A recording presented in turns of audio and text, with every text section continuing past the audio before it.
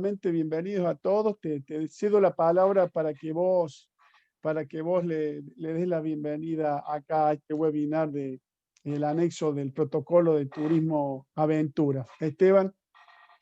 Bueno, gracias Marcia. De vuelta, mil disculpas. Siempre entendemos que tenemos que trabajar con el respeto de los horarios porque cada uno tiene sus actividades y bueno, fue una situación de conectividad acá en la agencia, así que mil disculpas. Bueno, agradecerte a vos, Marce, a Bárbara, a todo el equipo, ¿no? Que de alguna forma está conectado, a quienes son privados, a la parte pública, que también estamos relacionados siempre en lo que hace la capacitación de este ciclo que le llamamos capacitación más turismo, que tiene que ver con esto, ¿no? Con fortalecer los protocolos, con profundizar la capacitación del sector para dar y brindar seguridad a la familia argentina que seguramente va a optar por Córdoba y también para lo que hace al cuidado de nuestros trabajadores de nuestra industria. Destacar de vuelta el rol de las universidades, en este caso la provincial, que para nosotros es realmente determinante profundizar este vínculo en el tiempo. Y bueno, destacar a José González, que la impronta permanente de sumar al sector privado con protagonismo, yo siempre planteo en fortalecer las instituciones, que ahí está la verdadera política de Estado, y José es un referente en su conocimiento, en su experiencia, y siempre agradecido en la forma que potencia los programas y las acciones que surgen desde la agencia, tanto de la parte pública como de la parte privada. Así que bueno, siempre agradecido José con tu intervención y tu vocación. Bueno, Marce, los dejo que avancen con este protocolo en lo que hace la capacitación, y de vuelta mil disculpas por la situación de conectividad. Muchísimas gracias, Esteban. Gracias también a la Cámara, a José González, que José también ha tenido problemas y les dejo el saludo de él, ha tenido problemas en la conexión. Y bueno, Bárbara, muchísimas gracias a vos, a través tuyo, a la Universidad Provincial, a la Facultad de Turismo y Ambiente, a nuestro amigo Tito Iparraguerre, por siempre estar, por siempre colaborar con la agencia. Y bueno, a comenzar, te cedo la palabra y preséntate vos, por favor. Gracias.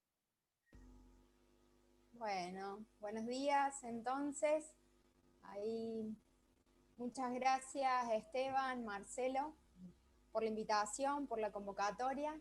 Bueno, como comentaban ellos, mi nombre es Bárbara, en representación de la Universidad Provincial de Córdoba, aquí estoy, ¿sí? Al ser docente de la institución Querida Montes Pacheco, ¿sí? Acá estamos dando inicio a este protocolo, ¿sí? Para seguir estando acá y formándonos, ¿no?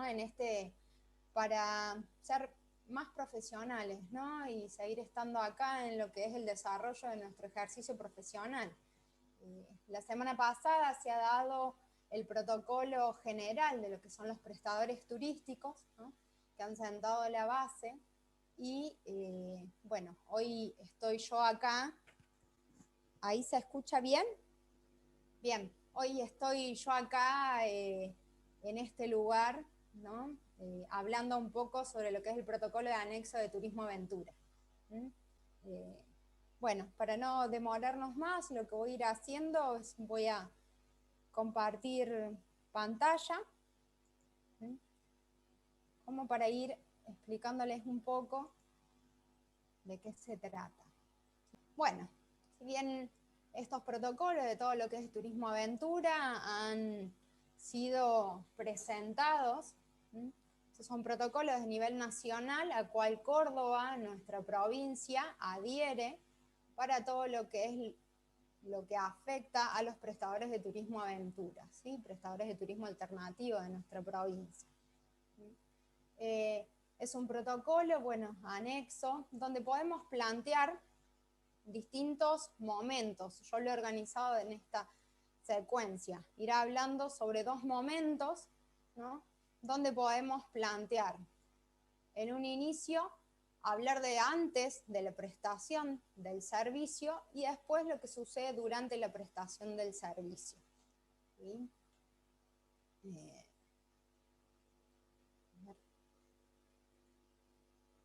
Ahí estamos. Antes de la prestación del servicio, tenemos que hablar un poco, lo que el protocolo menciona es sobre la planificación y sobre la reserva.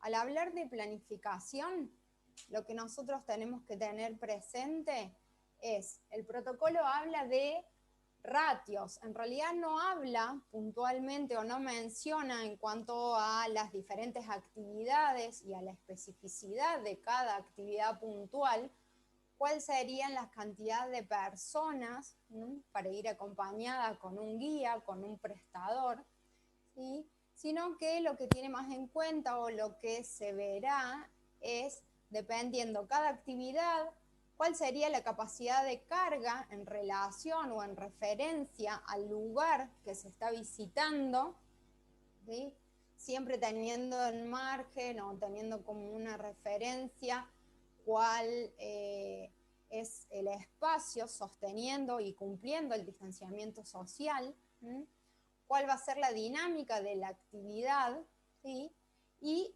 tener presente cuál es el personal disponible para asistir a los visitantes en esa actividad que se está realizando. Otro de los aspectos que se menciona tiene que ver un poco con el diseño y operar la actividad, teniendo en cuenta cuál puede ser el sentido de circulación. ¿Para qué tener en cuenta estas cosas? Para evitar el cruce con otras personas, y es acá donde podemos tener presente la coordinación del uso de los espacios en común con el resto de otros grupos. Nosotros como responsables y guías de un grupo, estar atentos a si estamos transitando una misma senda con otro grupo, cuáles van a ser esos espacios de uso común, ¿sí? Y tratar que cuando hacemos algunas paradas, ya sean paradas técnicas, ¿no?, tratar que sean en espacios abiertos, amplios, y evitar cruzarnos o compartir el mismo espacio con otro guía que está con otro grupo. Por último, un poco lo que menciona respecto a la planificación es que cuando planifiquemos nuestra salida, tengamos en cuenta evitar el ingreso en áreas pobladas. ¿A qué hace referencia esto? Que tratemos de minimizar el contacto que podemos llegar a tener con terceros que no pertenecen a nuestro grupo. A ver, hay veces que esto es inevitable, ¿no?, cuando nosotros planteamos el punto de encuentro con nuestro grupo en el inicio de una senda, como puede ser, voy mencionando algunos casos puntuales, pero bueno, en la zona de los gigantes, donde nosotros podemos plantear nuestro punto de inicio en el puesto de Casas Nuevas o en la zona de la Rotonda, ¿no? Estar atentos ahí a que si tenemos que estar en contacto con un tercero, como puede ser la gente del lugar, que ese contacto sea mínimo y siempre respetando el distanciamiento. Bueno, como mencionaba, a ver, bien, gracias, ahí te estaba leyendo, Mariela. Bien, como mencionaba, el protocolo en sí no hace especificidad sobre cuántas personas pueden ir acompañadas con un guía o un guía más co-guía, ¿sí? ¿Qué es lo importante o por ahí como lo valioso en las actividades, ¿no?, que engloban todo lo que es el turismo aventura, el turismo alternativo en la provincia de Córdoba, que son actividades que se realizan en ambientes agrestes, en contacto con la naturaleza, ¿sí? Ahí estoy acercándome el micrófono, díganme si ahí se escucha mejor, ¿sí? Bien. Como para hacer ahí o sumar un poquito, ¿no?, irnos de sumar al protocolo, mencionamos lo que tiene que ver con la gestión del riesgo. ¿De qué nos habla la gestión del riesgo? O por ahí entender qué es la gestión del riesgo, ¿sí? Es un concepto que está basado en el conocimiento, el análisis y el manejo de los riesgos potenciales que pueden existir en una actividad, ¿no?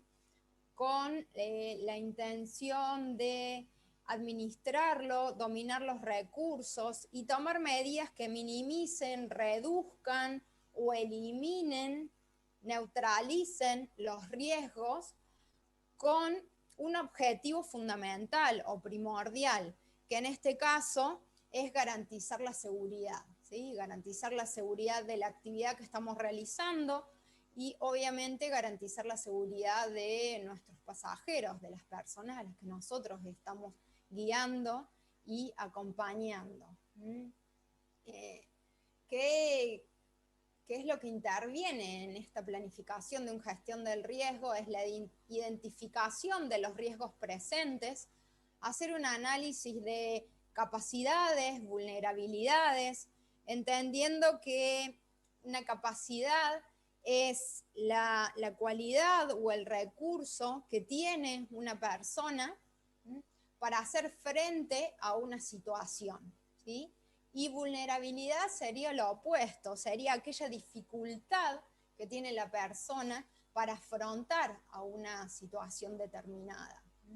Los factores que intervienen, como ahí lo menciona la presentación, dentro de una gestión del riesgo tienen que ver con el peligro, la vulnerabilidad, el espacio, es decir, dónde es que nosotros estamos realizando nuestra actividad, y el tiempo.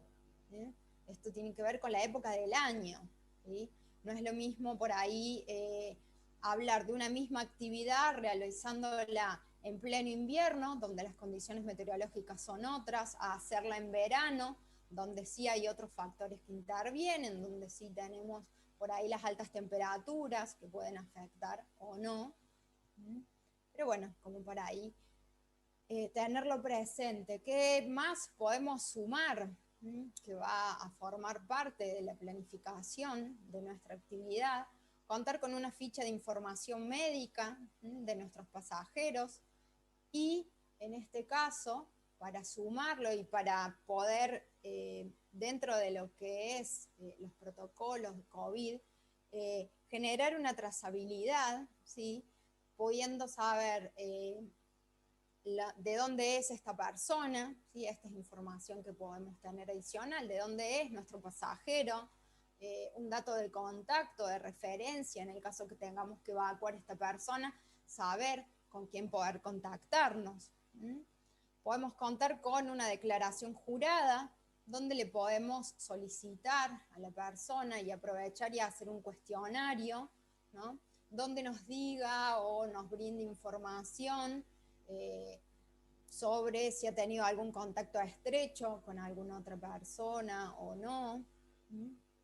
Y por último, gestionar la ruta sanitaria. Esto es importantísimo y es valioso porque es la información que nosotros, dependiendo el lugar que vamos a visitar, con la actividad que vamos a realizar, es saber cuál va a ser nuestra ruta de escape, cuál va a ser el centro asistencial definitivo que vamos a tener para una persona en el caso en que tuviéramos que trasladar a una persona, ¿sí? Bien, por acá mencionan, si ponemos de ejemplo Uritorco, donde la senda es la misma y es estrecha, más que los descansos son lugares pequeños, debería controlarse el cupo de personas por guía. Bueno, ahí Pablo nos menciona y nos hace referencia a esto. Claramente, cada lugar, ¿sí?, donde se realicen las actividades va a tener una operatoria puntual, ¿sí? Como dije en un principio, el protocolo marca las generalidades, ¿sí? No hace especificidad en algo puntual. Vamos ahora al otro punto, ¿no?, que menciona el protocolo, que tiene que ver con la reserva. Si bien dentro del protocolo base de prestadores turísticos habla y hace referencia a que las reservas tiene que ser siempre de manera digitalizada, ¿no? Favorecer y propiciar todo lo que es la reserva online. Podemos plantear el protocolo puntual de Turismo Aventura habla de dos momentos, previo a la contratación del servicio y en el momento de la reserva. Tiene que quedar establecido previo que se le va a comunicar al pasajero en el caso que la prestación del servicio sea modificada, ¿sí? Y otro punto a tener en cuenta es que se le consulte a nuestro potencial pasajero, ¿sí? Si tiene alguna discapacidad, movilidad o comunicación reducida, para en pos de esto, ¿no? De esta información brindada, poder ir activando algunas cosas puntuales o necesarias. En el momento de la reserva, hay que informar a nuestros pasajeros sobre el equipamiento específico que va a ser provisto por la organización. Acá va a depender, obviamente, de cada actividad puntual, ¿no? Cuál es el equipamiento que la organización va a proveerle al pasajero, o a su vez también se puede enviar todo de manera digital, ¿sí? Aquel material informativo sobre el equipamiento necesario que el visitante, que el participante tiene que tener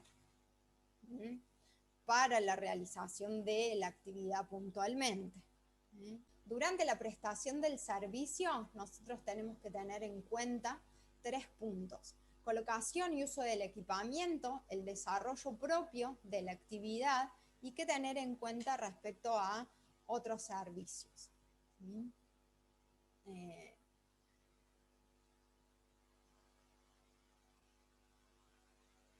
Ahí vamos. Respecto al equipamiento, el protocolo nos menciona que hay que promover a la persona a hacer un uso exclusivo, ¿sí? E individual de sus elementos de protección personal o también de sus pertenencias. Respecto a aquel equipamiento que es brindado por la organización, o si mi actividad contempla el uso de la utilización de animales, como puede ser en el caso de las cabalgatas, todo este equipamiento tiene que estar preparado previamente al contacto con los pasajeros. La manipulación del equipamiento tiene que ser siempre a cargo del personal, del guía o los asistentes que están, dependiendo cada actividad. Ahí se escucha bien, Pablo, estoy viendo que expones ahí que no se escucha. ¿Sí? Bien. Perfecto, gracias, ¿no? Bien, en el caso de el equipo personal o el uso de diferentes elementos, como mencionaba recién, hay que tratar de evitar, ¿sí?, que sean compartidos con el resto de las personas que van a compartir o que van a estar en la misma actividad, ¿no? Y si hablamos de actividades de más de un día de duración, lo ideal es que el equipamiento esté etiquetado, ¿sí?, para que la persona haga uso del mismo equipamiento en todos los días, durante todos los días que contemple la actividad.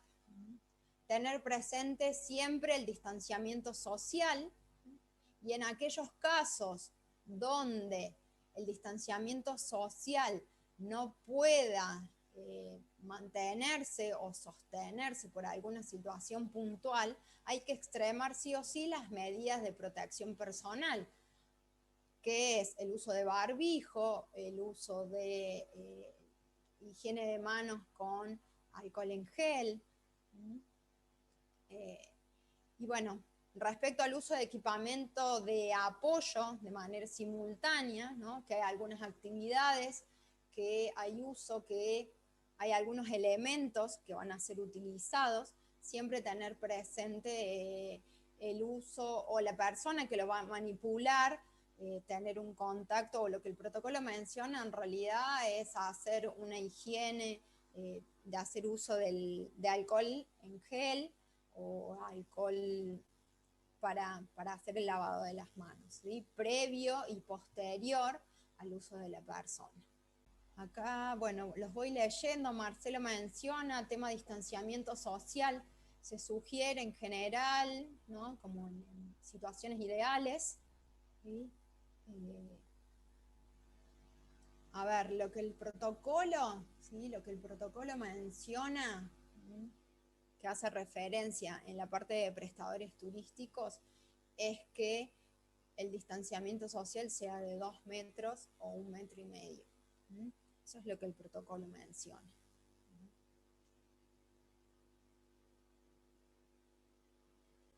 Respecto a el desarrollo de la actividad.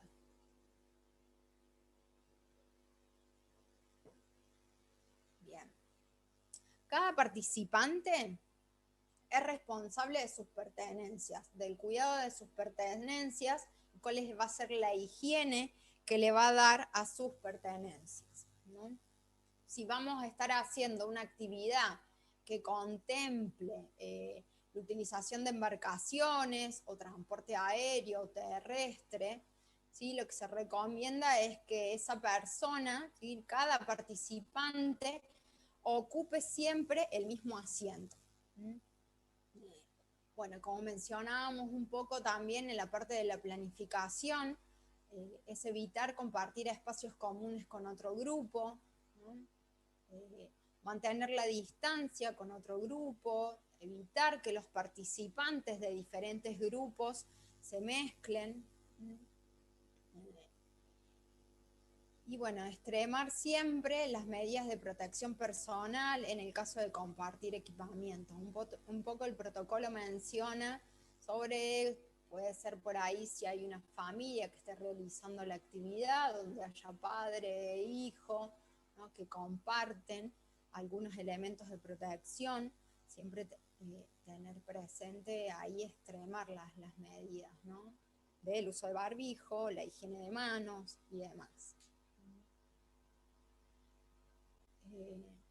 También, bueno, en cuanto a al desarrollo, dentro del desarrollo de las actividades, cuando damos las charlas de bienvenida, ¿no? La explicación de qué es lo que vamos a hacer, en qué consiste nuestra actividad y la despedida, ¿no? Cuando finalizamos la actividad, hay que propiciar que las mismas siempre sean realizadas en espacios abiertos o bien ventilados, respetando claramente el distanciamiento social.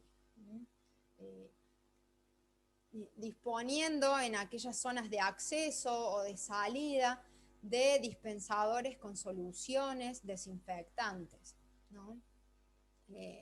Algo que por ahí puede ser interesante o que sería bueno, ¿no? Que se pudiera realizar, es donde están los registros de los accesos de zonas de riesgo, ¿no?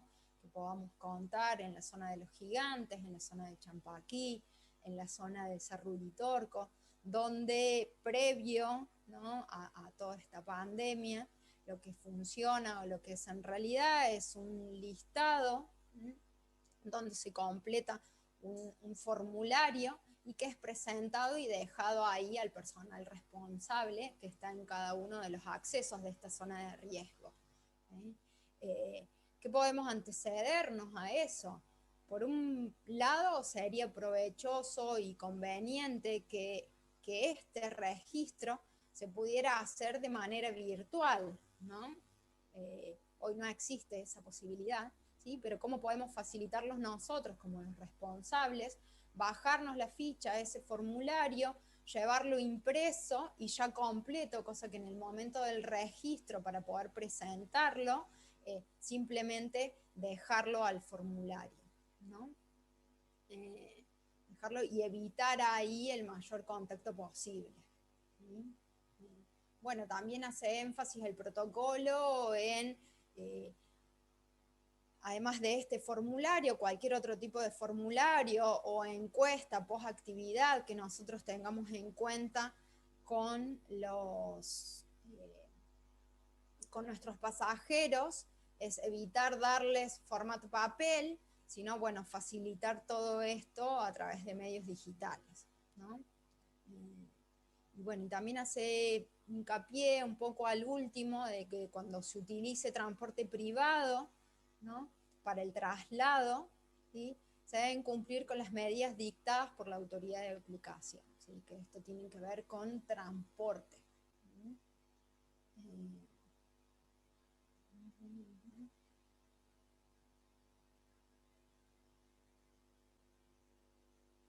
Bien, Marcelo, te estoy ahí leyendo. Cuando dice barbijo, tapabocas, bueno, distanciamiento físico en ambientes.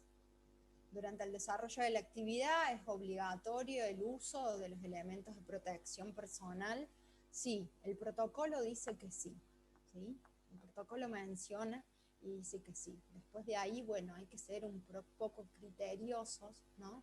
Dependiendo qué tipo de actividad es la que se va a realizar, es saber si el uso del barbijo es propicioso o no, ¿sí? El protocolo lo menciona y dice que sí, pero también es cierto que entender, ¿no?, que si nosotros respetamos el distanciamiento social, ¿sí? Bien, gracias, Luz. También es entender, bueno, esto, ¿no?, de que si nosotros respetamos el distanciamiento social, ¿sí?, para el tipo de actividades que nosotros realizamos, por ahí el barbijo puede no ser necesario, ¿no?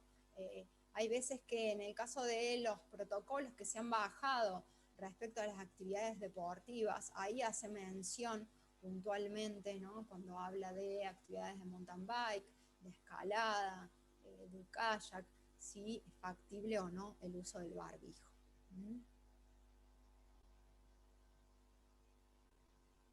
Bien. Respecto a otros servicios, ¿no?, que muchas veces tienen que ver con cuáles son los servicios complementarios que hacen a la actividad puntual que nosotros vamos a estar brindando, ¿no? Que bueno, que muchas veces no es solo la actividad nuestra, que puede ser una cabalgata o un trekking o una escalada, rapel, ¿sí?, o pesca o cualquier tipo de las actividades que están contempladas dentro de lo que es el turismo alternativo en la provincia, que tienen que ver con estos servicios adicionales como alojamiento, gastronomía, ¿sí?, el transporte también. Y para eso se rige, ¿sí?, o hay que tener presente los protocolos que ha bajado también la Nación respecto a alojamientos turísticos y establecimientos gastronómicos, ¿no? Acá es importante y también mencionar y ser criteriosos, ¿no?, en base a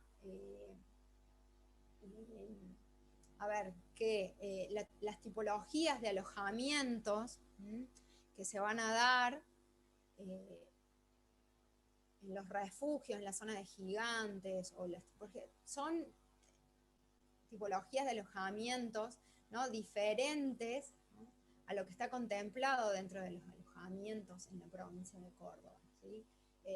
Son servicios de alojamientos mucho más básicos, ¿no? Entonces, eso en cuanto a los momentos que plantea el protocolo. El protocolo de anexo de Turismo Aventura, bueno, si han tenido la posibilidad de ahí de verlo, ¿no?, de leerlo, son solo 13 páginas. El último punto hace mención a lo que es seguridad e higiene. Entender por ahí cuáles son las medidas preventivas. Y para entender esto es entender qué es la prevención, ¿sí? Es hacer foco en la prevención. Y lo que hablábamos y les mencionaba en un principio sobre la gestión del riesgo, justamente la gestión del riesgo hace énfasis en trabajar en la prevención. ¿Cuáles son aquellas medidas preventivas que podemos tener en cuenta, ¿sí?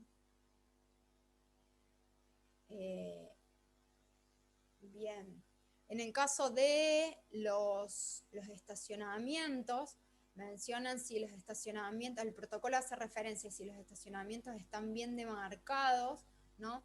Dejar esta distancia, ¿sí? Este distanciamiento social, dejarlo ahí presente, tener en cuenta y siempre cuáles son los elementos de protección personal, la organización, ¿sí? Que está a cargo de la actividad que nosotros estamos realizando, es quien debe garantizar el mínimo de personal requerido de acuerdo a la actividad que se va a realizar.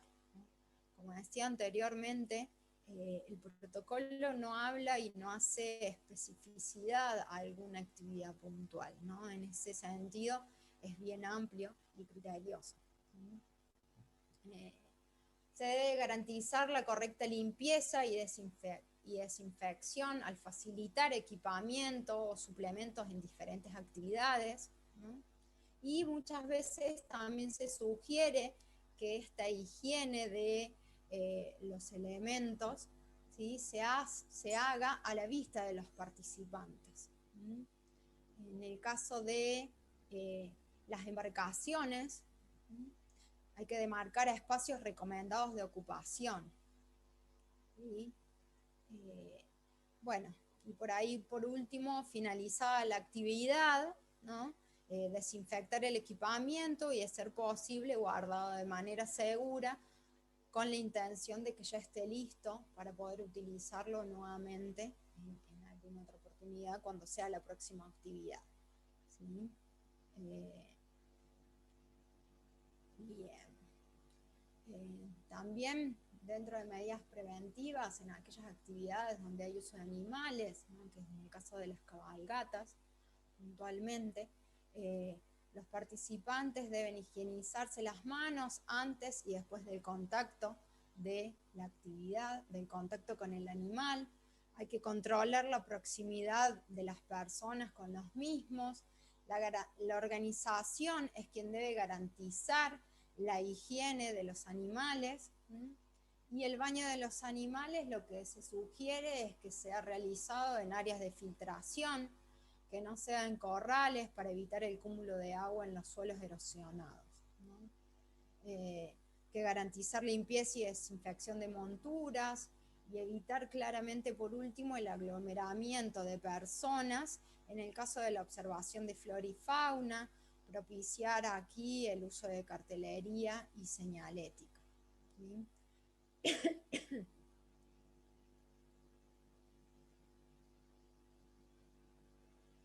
Bien. En el caso de detección de síntomas, lo que tenemos que hacer si nosotros estamos detectando que uno de nuestros pasajeros, o bien también puede ser el guía o el prestador, lo que hay que hacer es contener y evacuar inmediatamente a la persona que está siendo afectada y separarla del resto del grupo. ¿Sí? Claramente estos son los protocolos y es lo que se baja y son los lineamientos generales. Después, cada actividad tendrá su especificidad o su caso puntual, ¿no? En el caso si fuese el guía, la persona que está teniendo síntomas, hay que tomar todas las medidas necesarias para evitar el contacto estrecho con nuestros pasajeros, evaluar la opción de concluir con la excursión y retornar al punto de inicio en aquella actividad que contemple más de un día, ya sea 2 días o 3 días, evaluar la posibilidad de concluir la actividad antes, ¿no? Si estamos detectando esto en el día 1 y es una actividad de 3 días, ¿sí? Evaluar la posibilidad de terminar antes, o bueno, en el caso si las condiciones no lo ameritan porque ya es de noche y se imposibilita regresar a la base donde se inició la actividad con el grupo, y sí o sí hay que pasar la noche en el lugar, bueno, tomar ahí todas las medidas necesarias para que poder separar a la persona que está siendo afectada, ¿no?, del resto del grupo.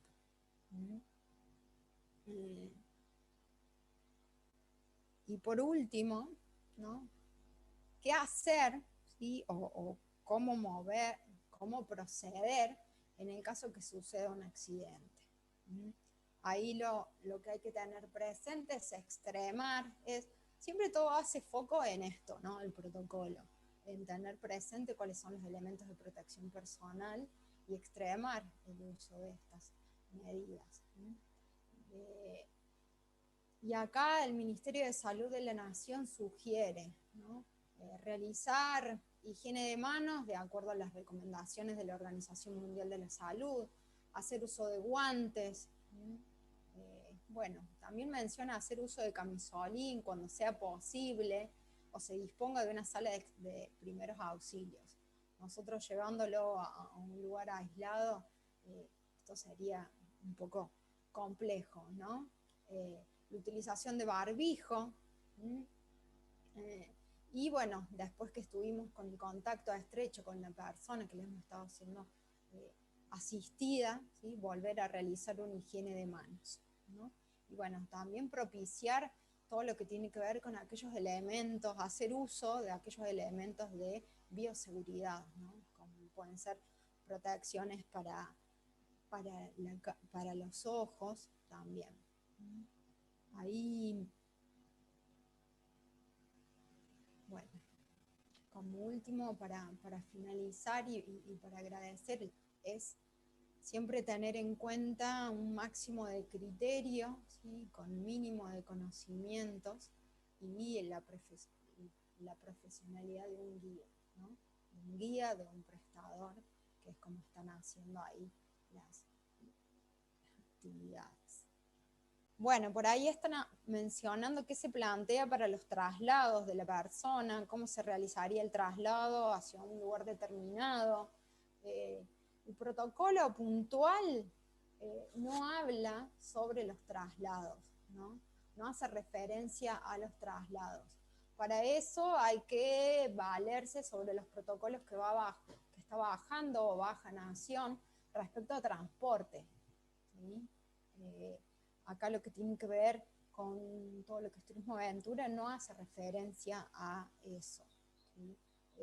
Sí se puede propiciar por ahí, ir viendo en una primera instancia, a medida que se vayan habilitando las actividades, que las personas puedan trasladarse por sus propios medios, ¿no?, que puedan llegar al punto de encuentro donde inicia la actividad por sus propios medios. En el caso de las visitas autoguiadas, el protocolo en la parte de la planificación hace referencia a facilitar todo lo que tiene que ver con cartelería, con señalética, ¿no? Eso es lo que hace referencia el protocolo puntualmente. Una consulta, comenzar el inmediato a realizar pruebas pilotos entre prestadores. A ver, los voy leyendo. Una consulta o propuesta, comenzar el inmediato a realizar pruebas piloto entre prestadores para comenzar a usar los protocolos y evitar riesgos y una nueva caída de nuestro trabajo. Sí, a ver, no tengo la respuesta a esa pregunta, ¿no? Para aquellos que me conocen, también soy guía y también soy prestadora y estoy en la misma situación en la que están todos aquí presentes en esto. Entonces, también estoy deseosa de que la actividad o que volvamos a trabajar. Claramente que sí, ¿no? En todos los medios o en todo, incluso Esteban está hablando de que va a haber una apertura al turismo el 1 de enero del 2021, ¿no? Qué bueno sería hacer unas pruebas piloto antes, ¿no? También deseosa de que eso sea. Un tour de cuántas personas. A ver, de cuántas personas se recomiendan, ¿sí? ¿Qué es lo que se puede bajar o aquella información que es cierta en tiempos normales, ¿no? Podemos valernos de los ratios que manejan parques nacionales, ¿sí? que puede ser un guía cada 15 personas, pero puntualmente y teniendo como referencia todos los protocolos, no hacen mención a cuántos participantes cada un guía, porque claramente eso también va a depender y es diferente a cada actividad puntual.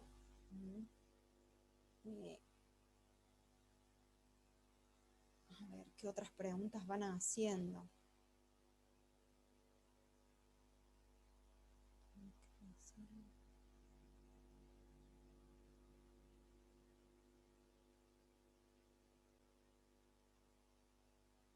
A ver, perdón, pero los estaba leyendo, ¿sí? En mi opinión, el punto que hace referencia a la suposición de síntomas es el más criterioso, porque pienso que no es realmente agradable tener que decirle a una persona que tiene síntomas. Creo que el tacto y la empatía con esa persona debería ser muy delicada. Claramente que sí, ¿no? No sé quién fue el que hizo esta consulta, pero sí, bueno, en nuestro rol de guías, ¿no? Y de responsables, también juega mucho el ser empático y un poco esta parte emocional y de la contención emocional con una persona. Entonces, el cómo comunicarles o cómo le vamos a decir a una persona, también habla mucho y tiene mucho que ver. ¿Sí?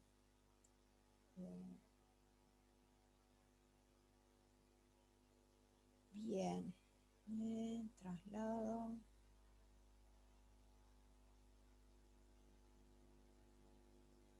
Bueno, se vuelve a hacer mención al uso de barbijo durante la actividad puntual. ¿Sí?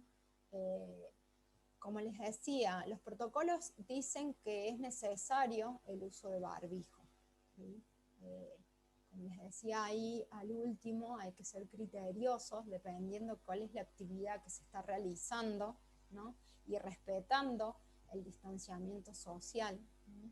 Sabemos que el uso de barbijo también puede dificultarnos un poco una buena respiración. Entonces hay veces que el barbijo sí va a ser necesario su uso y hay otras veces que no. Bueno, espero ahí un poco haber dado respuesta a algunas inquietudes, ¿no? Que fueron surgiendo por parte de ustedes. ¿Sí? Y bueno, también entender y tener la responsabilidad social en cada uno de nosotros. ¿Sí? Yo creo que eso es lo más importante y lo que nos va a sacar adelante de esta situación que venimos ya sobrellevando hace más de 8 meses y que hay para rato todavía, ¿no? Entonces es un poco empezar a convivir con este virus, con esta realidad que hoy nos toca, ¿sí? En donde cada uno de nosotros pone un granito de arena, ¿no? Espero haber sido clara con la transmisión, ¿sí? de este protocolo y bueno, y a seguir sumando y estando listos para que en breve podamos volver a nuestro ejercicio profesional. Bueno, un poco desde este lugar estoy ya finalizando y dando lugar ahí a Marcelo para poder finalizar con la charla. Muchas gracias, Bárbara, por tu disertación muy clara. Bueno, esperemos que haber recopilado bien todas las consultas que han hecho a lo largo del webinar. Sepan que si hay alguien que hizo una consulta y no fue contestada, tienen el correo para enviarla, que es protocolosturísticos@cordoba.tour.ar, ¿sí? Les dejamos ese correo para las futuras consultas que puedan llegar a tener. Y también aprovechamos la oportunidad para recordarles que este webinar, al igual que los anteriores que hemos venido realizando, van a estar subidos en la web de formación de la Agencia Córdoba Turismo, que es formación.cordoba.tour.ar. Allí en la sección de formación virtual van a encontrar los videos de los webinars anteriores y los protocolos correspondientes, como así también sus presentaciones. Así que, bueno, muchas gracias a todos por haber participado. Los esperamos la semana que viene, ¿sí? El martes, el jueves y el viernes tenemos otros webinars, ¿sí? El martes de agencias de viajes y turismo, el jueves de parques temáticos y atracciones, y el día viernes nuevamente nos volvemos a encontrar con Bárbara para el protocolo para guías de turismo. Así que un placer, Bárbara, muchas gracias por tu disertación y los esperamos en los próximos webinars. Muchas gracias a todos.